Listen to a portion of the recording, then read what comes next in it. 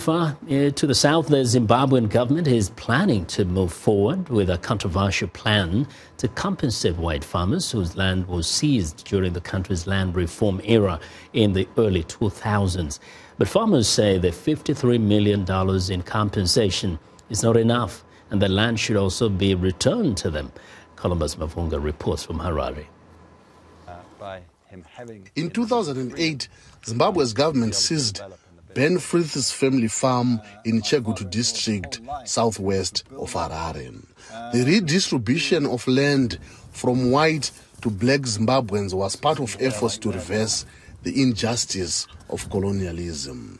But the forcible seizures and lack of compensation triggered Western sanctions that, along with poor farm management, helped cripple Zimbabwe's economy. It's very sad to see it in the shape that it's in now. But, you know, the thing about this, although they've taken away the main structure, the foundations are still here. Zimbabwe's Commercial Farmers Union welcomed a government decision this year to compensate nearly 4,000, mainly white commercial farmers like Frith, whose land was seized. But the Farmers Union says the $53 million set aside for the compensation is far too little.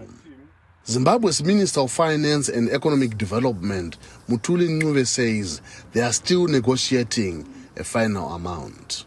We have received a figure from the farmers in terms of the amounts that they need for compensation.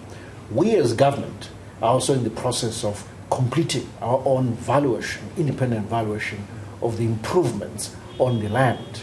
We are very close.